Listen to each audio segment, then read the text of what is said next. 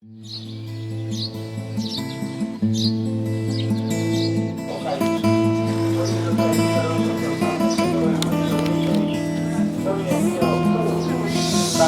Petroviću, a i Miloš i Karađorđe bili su kumovi. I kada je Karađorđe došao 1817. godine, on je negdje došao 12. jula po starom kalendaru Veliku Planu. Tu su se sreli Vujica i Karađorđe. I rekao je Vujica Karađorđu, zašto si došao?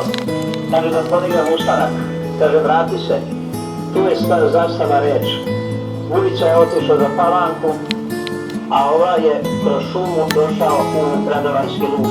Kosio je toga dana tamo sa njegovim posilnim Naumom Karanom i kad su kosili uveče im dao domaćin večeru i postavio i baš sada da je crkva, da je oltar, tu je bio jedan obor za jagaće.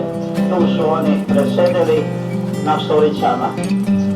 A Vujica je kroz rukav gledao šta će se desiti. A Novaković Pavle, koji je bio sluga pod Vujice, to je bio vrlo gadan čovjek, vrlo otvrdan čovjek. On je ruke ljudima trpao u stupu po turskom naređenju i tuko ljude. Gledao je to kako je sve bilo, u 5 sati je zadremao Karađorđe i otišao njegov posili da donese vodu na 500 metara. Onda nije smeo Novaković da ga gađa puškom ili Karađorđe metak da pogađa.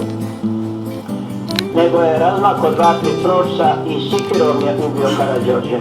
2 puta ga je udario. Odmah mu i glavu oseko i onda je otišao te ubio onoga mladića i njegovu glavu oseko i doneo tu na to mjesto da je Karađorđeva.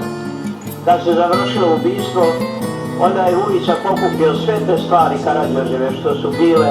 Bilo je tu stvari za vojsku, za vojnike, novac, sve što je bilo. Pokupio je, meto je na konja i glavu je meto u torbu Karađorđevu.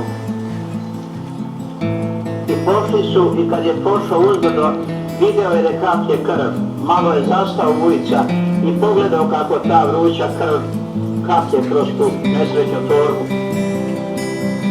I stao je i čuo je glas, o kume što me ubi. To je ga trajalo sve taj glas terao do 1818. godine. Tu negdje na kraju godine, 17. otišao je kod Miloša i kod Ljubice i kaže, ja šta učinik sa Karađorđem učini, ali on mene progoni. Onda Ljubica uzme onih 4000 dukata koje Miloš njoj predao što mu dao Vujica Karađorđevih, a Karađorđe je dao Aleksandar, ruski car, za podizanje ustanka protiv Turaka. Ljubica mu da taj novac Vujici, on podigne ovaj velonetni hram kako ga vidite. Tako da je crkva podignuta tako od drva, kada su Srbi trebali negdje da beže, oni su svoju crkvu pakovali i bežali u druge šume i tamo opet podizali crkvu.